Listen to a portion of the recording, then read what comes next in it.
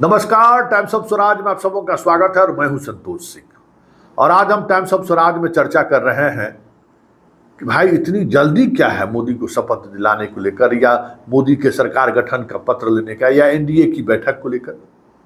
अभी दिल्ली के हमारे कई पत्रकार मित्रों से लगातार बातचीत हो रही है और जब से ये खबर चली है कि आज राष्ट्रपति को जाकर वो समर्थन का पत्र देंगे और सरकार गठन की विधिवत सूचना देंगी, मैं बार बार कह रहा था भाई ये संभव ही नहीं है। अभी नरेंद्र मोदी किस हैसियत से जाएंगे सरकार बनाने का दावा पेश करने के लिए? अभी वो सांसद हैं। बड़ी बहस हुई दिल्ली के पत्रकारों से और उस बहस के बाद हम आराम से सो गए। अभी फिर हम उठे हैं तो उन पत्रकारों से बात हुई तो बोली कि हाँ आज मिलना का कार्यक्रम है। तो हम क्यों मिलेंगे? अभी जो एनडीए की बैठक हुई है, कोई सांसद है? जब तक विधिवत प्रोसेस क्या है, सभी सांसदों की सूची बनाकर इलेक्शन कमीशन राष्ट्रपति को सौंपते हैं।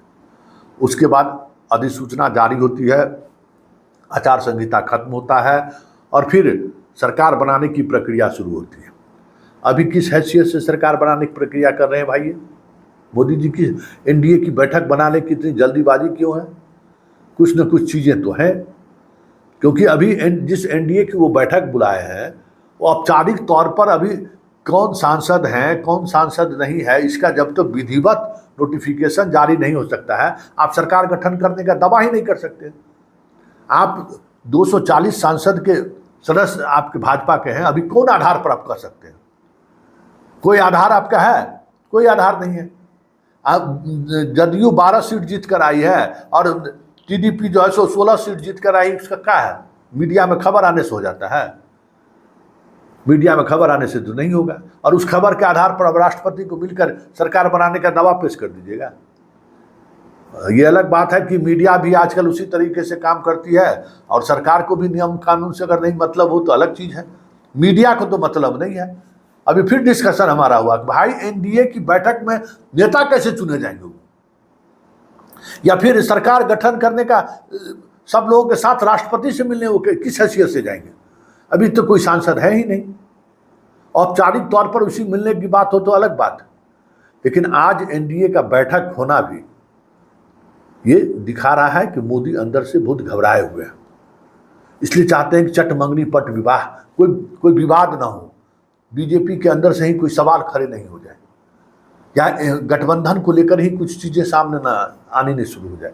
आज तो मैं शुरू से कह रहा हूँ कि आज की बैठक में कुछ भी नहीं होना है, कोई नेता चुनने की बात नहीं होगी। और ये समझ जाइए कि जब तक एक कॉमन मिनिमम प्रोग्राम पर सहमति नहीं बनेगी, नीतीश कुमार और चंद्रबाबू नायडू एक कदम भी आगे नहीं बढ़ेंगे। सरकार के गठन होने से पहले एनडीए का संयोजक, कॉमन मिनिमम प्रोग्राम क्या होगा, कैसे सरकारें चलेंगी, क्योंकि ये बीजेपी की सरकार नहीं है, ये एनडीए की सरकार है। चाहे बीजेपी 240 रहे, चाहे 250 रहे या 270, आपको बहुमत नहीं है तो ये आपकी सरकार नहीं है, ये सरकार एनडीए की सरकार है। और जब एनडीए की सरकार है तो उसका एक कॉमन मिनिमम प्रोग्राम होगा, जिस प्रोग्राम के तहत आप सरकार चलाइएगा। सरकार के मुखिया नरेंद्र मोदी होंगे, तो ये सारी बातें पहले तय हो जाएगी। और आज की बैठक में भी हमें लगता है कि यही बात, इन्हीं बातों पर सहमति बनाने की कोशिश होगी। चाह के भी अमित शाह हो चाहे बाकी लोग, क्या है कि 10 निर्दलीय के समर्थन की बात हो रही है, वो हो रही, कुछ भी कर लीजिए, कुछ भी कर दीजिए आप, जब तक एक कॉमन मिनिमम प्रोग्राम बाकी चीज़ें तय नहीं होती है तब तक सरकार बनाने का दावा, क्या कहते हैं प्रधानमंत्री कौन बनेंगे, ये सारी चीज़ें जो एकदम लग रहा है जैसे आनंद फानंद में हो कर दे, सबका नियम है ना।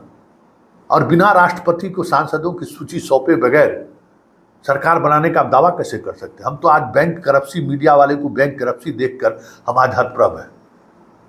पटना में बैठा हुआ पत्रकार, साधारण पत्रकार, संविधान का कोई ABCD की जानकारी नहीं है, लेकिन फिर भी ये बातें हमें समझ में आती हैं कि जब तक इलेक्शन कमीशन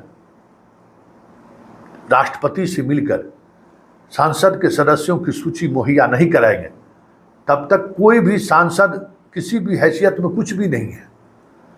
सूची पब्लिश्ड हो जाएगी, अधिसूचित हो जाएगी, चुनावी प्रक्रिया खत्म होने की आधिकारिक घोषणा हो जाएगी राष्ट्रपति के माध्यम से, और इस सूचना खत्म हो जाएगा, तब सरकार बनाने की प्रक्रिया होगी। इसलिए जो कुछ भी अभी टीवी स्क्रीन पर आप देख रहे हैं या जो कुछ भी चलाया जा रहा है, हम कह सकते हैं कि वह अज्ञानता का एक बेहतर उदाहरण हो सकता है। और नीतीश का जाना, चंद्रबाबू नायडू का जाना, या तमाम लोगों की जो बैठक बुलाई गई है, वो बैठक भी दिखा रहा है कि मोदी कितने परेशान हैं, मोदी कितने बेचैन हैं। उनको लगता है कि कहीं कोई भाग ना जाए।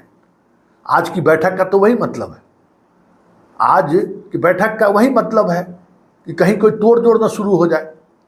नहीं तो इस बैठक की इतनी जल्दबाजी क्या थी। आज अभी विधिवत जो है सो इलेक्शन खत्म होने की घोषणा भी नहीं हुई है और बैठकों का सिलसिला शुरू हो गया।